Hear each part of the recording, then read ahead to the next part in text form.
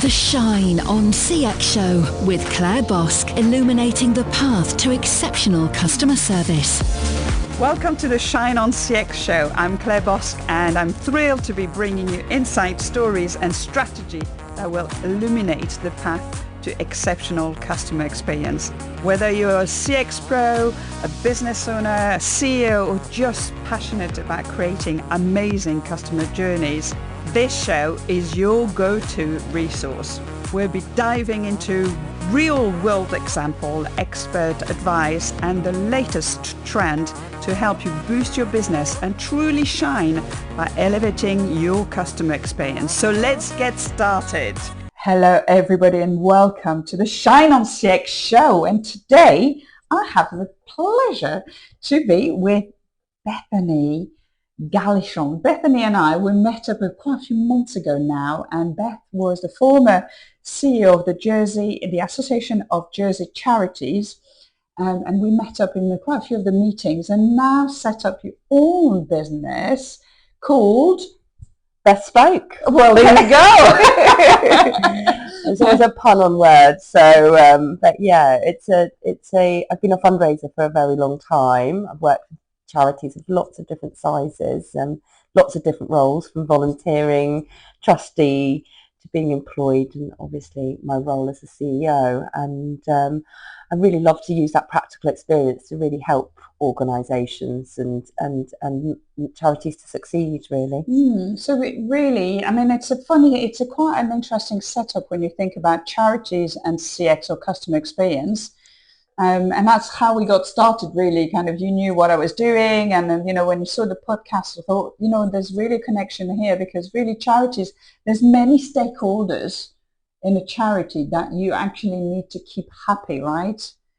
Absolutely, yeah. And I think we often within fundraising call it supporter care, supporter experience. We do talk about donor journeys, and really understanding that they are really the lifeblood of charities, where we get donations from, and the people that are kind and generous to give them to organisations, and how we manage those relationships right from that very early touch point all the way through. Sometimes, people who are very generous leave some of their assets when they die to charities. So it's really a lifelong, long-term relationship building for people to understand the difference they can make in charities, which is incredible. And it's so heartwarming and valued by some of those donors and supporters that really get an amazing experience, because they feel part of the solution, even beyond their lives. And well, this is it, isn't it? When you give something, you're always that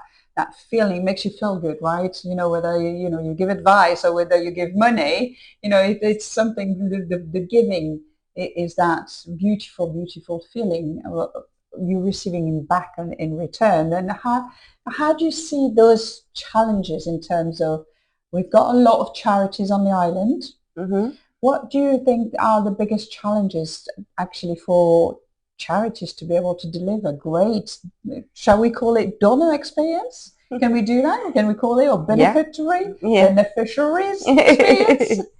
Yeah, I think DX, we're going to call it donor experience. There you go. I've just made a word up. So I think we know that there are some enormous challenges for charities, nationally but locally, and that's been shown by some of the surveys that have been put out, including one by the Association of Charities, that showed that charities are really struggling with increased demand for their services, increased costs for the services, and to operate as an organisation, and a reduction in funding.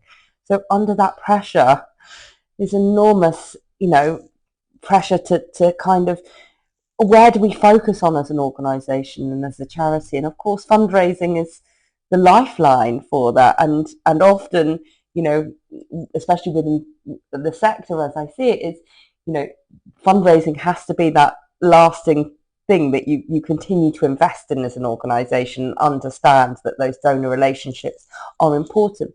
But it's not often what happens. And so I think,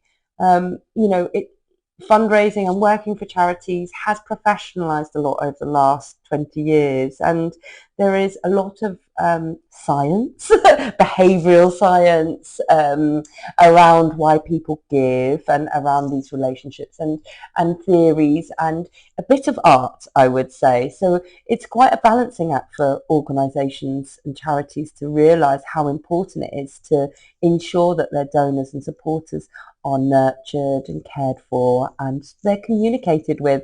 And donors often are happy to come along on that ride, even if it's not success. They're happy to follow with an organisation, understanding its limitations. So it's also about transparency or integrity and honesty within those relationships as well. I mean, I see, and I don't think that possibly that's what's happening, but really, should a charity, we talk about charities, but should a charity run as a business? I think they're not businesses because we're not here to make money for our shareholders. And I think one of the biggest challenges is that often success is seen through how much money you raise, or how much funding you have, or how much is in your bank account. But really, we're here to deliver impact, to make changes in people's lives, to be able to have a long-term vision, to be able to adapt to that vision, to adapt to the community needs.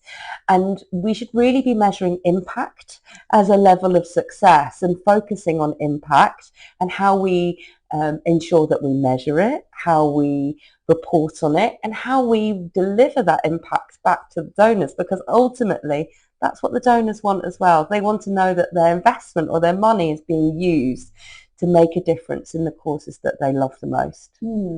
So we talk about the donor experience, so looking at the pathways for the donors. So as a charity, one of the pathways that you will need to develop would be your donor experience, so your touch points, journey mapping, which I would call in a normal business, but that would be exactly the same. But really, on the charity side of it, your customers are the people who are receiving the funds, and people are receiving the money and actually doing something about it for them, isn't it? So you've got your donors' experience, but you've got your customers' experience, which then experiencing what the money is being used for. Yeah, well, charities are all about human connection. Right. So at every point there's a human connection to be had. So you've got and I would say not just donors, supporters. So maybe we can rebrand as SX, but supporter experience, because supporters come in lots of different ways, don't they, as well? They can be volunteers, they can be businesses, they can, be gifts in kind in that way. And I suppose when you're delivering your services, the people who you're delivering your services for can be the main focus for charities, and that's really understandable. They really want to be able to understand their beneficiaries' needs. Often people who benefit or receive charity services really are hugely grateful, because those charities and those organisations are specialists, or have experienced it, or have lived experiences themselves, so a much deeper empathy with the cause as well. And it's how do you carry that actually all the way through the story, from the beneficiary back to that supporter or that donor. And maybe the leap is that within businesses, the business is the focus, and it's what's important in protecting it in a business. But in a charity, it's just the vehicle to get to the destination. So the charities, talk about, you don't give money specifically to a charity, you give money to solve a problem. And sometimes it's very simple things like language, where, you have to understand that the charity's there in a way to solve that problem. And if it solves that problem, that would be fantastic. So it's not needed anymore. So charities meet the needs of our community and our society, and often fill in the gaps. Yeah, no, I love that. And as you're talking, my head I'm visualizing things, because we've just talked about the donor experience, or the supporters experience, the customers as such, those who are receiving the funds. So those are kind of our external customers, I would call them, on the CX side of it. But then we have the internal customers, and those are your volunteers, but then the employees as well. So there's two internal customers really within the charity, which also need a lot of care and attention in a very different way, because how do you motivate and inspire the team when one's getting paid and one's doing volunteer work? What would be your kind of advice, or how do you see this, or how have you seen this in the past? Yeah, and I think there's such a range of different sizes of organisations within the not-for-profit and charity sector. So a lot of them will start as very just volunteer-led organisations. And of course, what's even more critical within charities when you compare it to businesses is that the leaders within those organisations, the makeup of the board or the governors as we call them in Jersey, or the trustees, each of them are volunteers. So you're being led by a team of volunteers. And then in those bigger charities where employees are able to provide different expertise and roles within that organisation, and then you've got this kind of volunteer network that we know is fundamental to the success of charities and the engagement in it. But I would almost sit volunteers as supporters as well. Okay, so it sort of becomes a bit of a Venn diagram of like, actually volunteers are sometimes the most dedicated supporters and donors. So it's very hard sometimes to split these things up into different sections, because they do have that overlap as well. But I think with volunteers, what's really important is, and with donors, is understanding their motivations and meeting those needs. So some people, we might say, well, they don't want to thank you, or they don't, then that's not what drives them. And, volunteers often are the ones who say, don't spend any money on me. I don't want a big bunch of flowers or those type of things. But actually, there are different ways to recognise those volunteers. And I think a lot of it is about listening. So if you listen to your volunteers, they can be a really important way for you to be able to understand your organisation, because they have a really unique perception of inside and outside. So I think listening to our donors, our volunteers, understanding what their motivations are and matching them is really important. And actually getting staff and employees to understand the value of donors and volunteers is also important. So it's not a them and us. It's actually, we're all the lifeblood of how these organisations operate. And when you see it, I mean, that's exactly what we talk about. We talk about the voice of the employees, the voice of the customers when it's a business. So really doing that kind of work and actually, listening to the voice of the supporters or the volunteers, listening to the voice of, those stakeholders, and actually bring them back together so everybody's understanding where everybody stands. Powerful things in communication skills, and really kind of all driving and singing from the same hymn sheet, right? You've got a vision, we're all going there together. Do you see that happening often? I think it's something that the most successful charities are able to be really clear on their vision, really clear on their impact or objectives and how they're achieving that and how they share that information. The language that they use around that information is also really important. So, if you give to a cancer charity, you're not giving your money to the cancer charity, you're giving your money to save lives for people with cancer. Yeah, nice. So it's those nuances that are really important. And I think for me, I've had the practical experience of going through that transition with a large charity.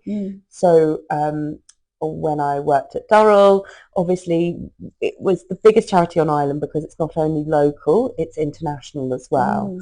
Huge amount of members who are supporters, and then a number of other different range of supporters, lots of different types of funding that they generated. And one of the first things that was really important to me when I went to that role, as well as understanding the dedicated team and the vision and all of the different the different roles that people had locally across the world, Madagascar, UK, all of this incredible work that was going on, was for me coming in there as a fundraising manager was, what do our supporters think and how do we manage this? So initially we had a members and adoptions department which would deal with all of those membership inquiries or as well as adoptions of animals being very, very popular for gifts and things like that. And what I realised was that what that meant by branding that in that name was, well, what do supporters, where do they go? So we actually just rebranded it as the supporter care team. And that enabled all of our supporters, whatever, to be able to start to go through that process of actually having a dedicated team that knew who they were, that we had that information there, who was a friendly one voice delivering the tone back to the supporters. And also, one of the big things was we initiated a supporter survey to send to all of those members to be able to actually, for them to feel heard and to be able to respond to us and for us to understand. And it was a brilliant experience. And the team there grew, the supporters grew, the membership grew, and it really showed that actually we care. We care, exactly. But we did, and that's it's understanding the power of the supporter for each charity and organisation, the power of your volunteers to really be incredible supporters and have incredible value for the sector. You wear the CX department. you wear. That's the thing. That's the role, is exactly what how you're describing it. Somebody who's a CX director or manager who's running a CX department or EX department, so CEX, let's say, is exactly what you were doing, but in a charity role. And they're so alike, the same, strategies and mind thinking has to come exactly from the same way, from an internal or external point of view. It's just beautiful how you said it. And something we've touched on before we started the podcast is about training as well. I mean, I'm a big fan of training. I'm like, stop spending money on marketing if you're not training your staff or training your people. And I think there's something there as well. We need to there's a big training part of it, which probably isn't used or seen as much value as what it really should be. Do you reckon? Absolutely. I mean, my experience was I got into fundraising. I used to be a support worker and a residential childcare officer, so I was always about delivering, felt very connected to people and delivering that level of support and care and making a difference to someone's life. And then when I went into fundraising, I realised that actually I could, multiply that by sharing those stories and engaging people, inspiring people to give, and that I was a fundraising and marketing manager for 7 years before I went and I had a year gap and did some volunteer work in Tanzania, and I self-funded myself to go have a diploma in fundraising through the Institute of Fundraising. And I realised, I was a very enthusiastic employee. I was very, dedicated to my job. But when I realised the theory behind fundraising and all about being customer experience, all about keeping the data of your donors, knowing who they are, why they give, what they give, I realised that I had not been doing the best job for 7 years, not through my own, enthusiasm, but actually because I didn't have the knowledge or the training, and I didn't have that, and there wasn't that internal institutional knowledge on fundraising as well.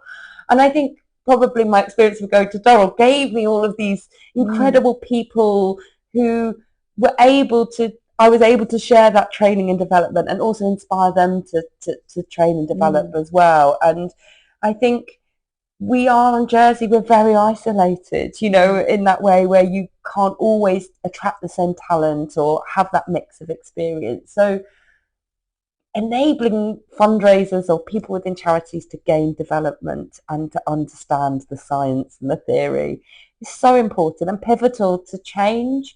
Imagine how much more impactful I would have been if I'd have had the training after my 1 or 2 years. I kind of learned it myself, and yes, I went to the odd day course, but it wasn't the same as having not only the training, but that network of other people on the same training from that national experience and having that scalability. So yeah, you don't know what you don't know, right? Absolutely. And doing those kind of things, that really kind of, it brings that community spirit, it brings that collaborations. How do we unite together? How do we share common things that are happening, but standards and what's best practice as well outside? That's the ability to create a community where we all elevate what we do in a way, whether it's a charity sector or whether it's in private sector. It's just really so important that. And I think from how do you see the future of charities? I mean, you're starting up on your own kind of journey as well, being a consultant for different charity and helping them, on that basis of not full time, but you can come in on, a few hours a week or a few hours a month, so depending on, the level of charities. And what do you think 2025 bring? Because there's a lot of charities out there. How do you see that's going to plan out next year? It's a really important piece of research that's going to come out next week. Okay. So the Jersey Community Foundation have led on this piece of research, but they brought in a steering group of a number of leaders within the charity sector and not-for-profit sector here. And it's really to understand the value of the third sector to Jersey and the island. And really from that report, what we're going to see is some of those big issues. We know what they are, I think, in advance: funding, development,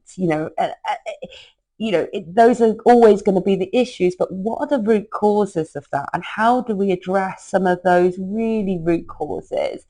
And a lot is about charities being able to take some time, and this isn't always easy because they're at the coalface, they're delivering these services, they're under enormous pressure.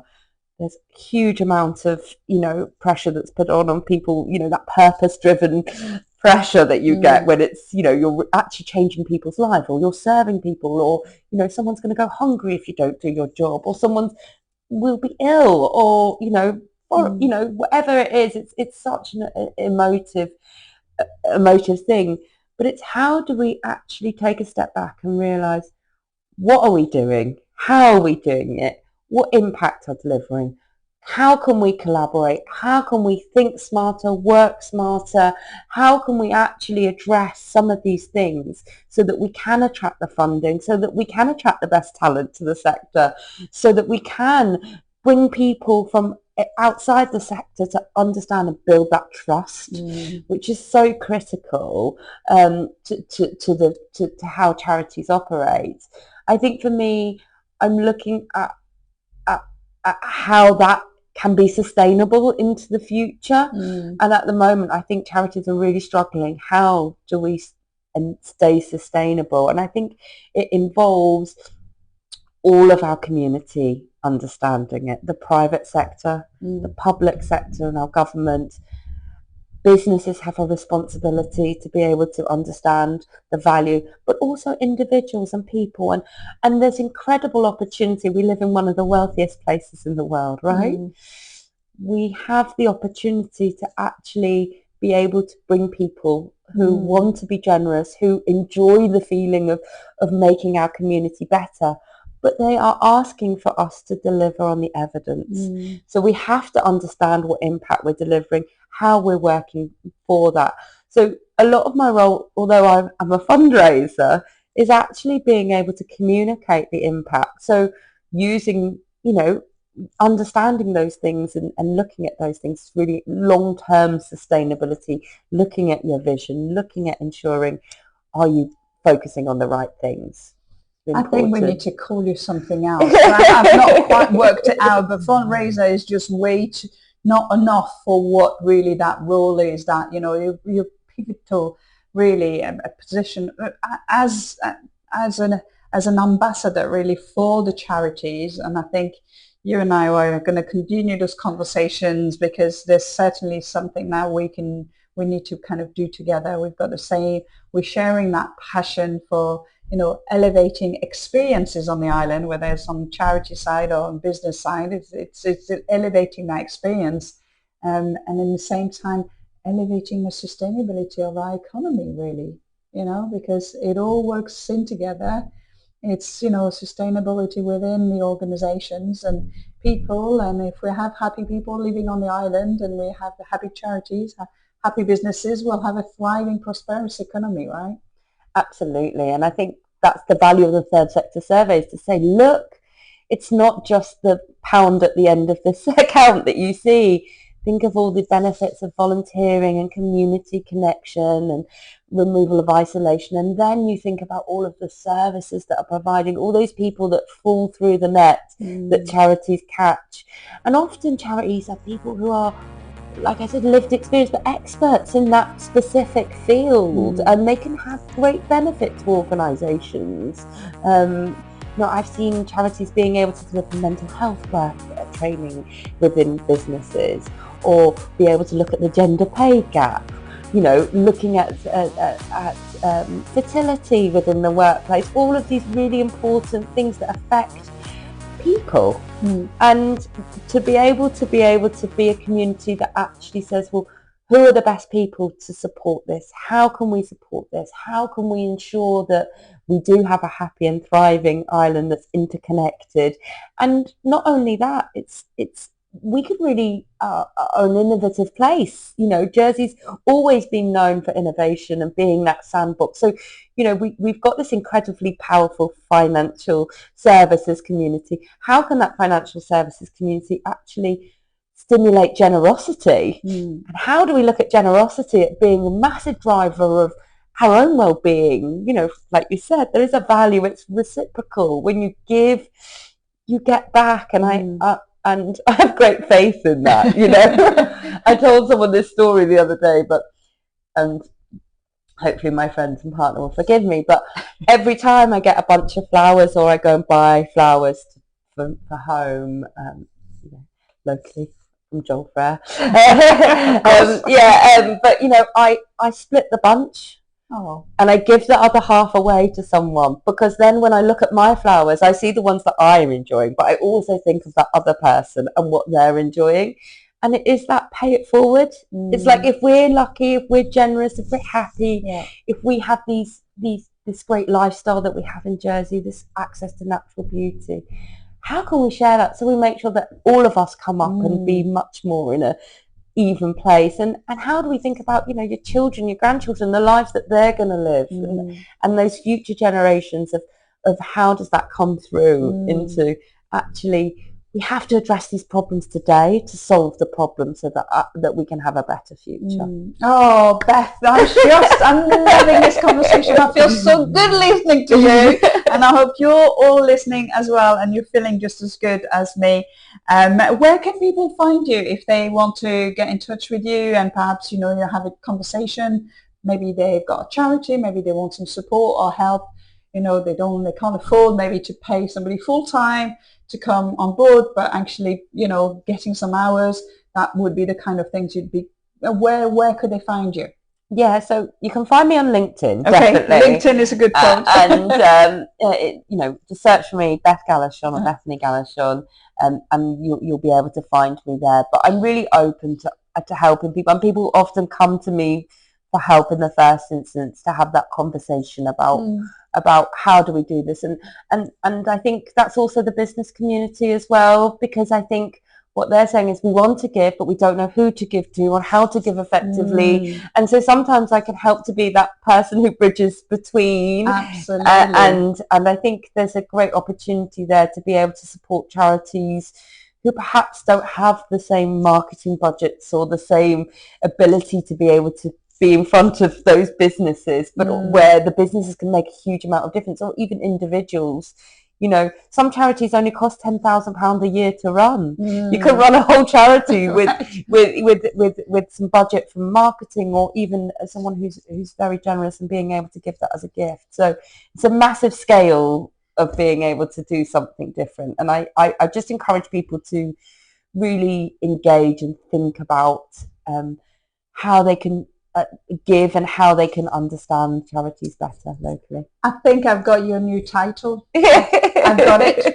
You know, I've called myself, when I was launching the Alliance, the CX Activator, right, for customer experience activator. But I think you're CX Activator as well. You're the charity experience activator. Isn't it beautiful? I think that would be really cool. Like, yeah, I'm going to give you a new title. I need a new title. Yeah, I mean, charity development, not-for-profit development. But it's just community. It's how do we make our community a better place to live? Community experience. Exactly. Yeah, exactly. Absolutely. We come back to CX. We come back to CX. Well, thank you very, very much for being with me today. I'll put the link underneath, you know, for you to connect with Beth directly on LinkedIn. And yes, please do connect. Let's continue this conversation, because that's really important, and that's the only way that we can do it. It's together. Absolutely. Thank you very much. Thank you so much, Claire. Speak to you soon. For more on creating exceptional customer service for your business, head to clairebosk.com. Listen to more episodes of The Shine on CX Show, wherever you get your podcasts. The Shine on CX Show.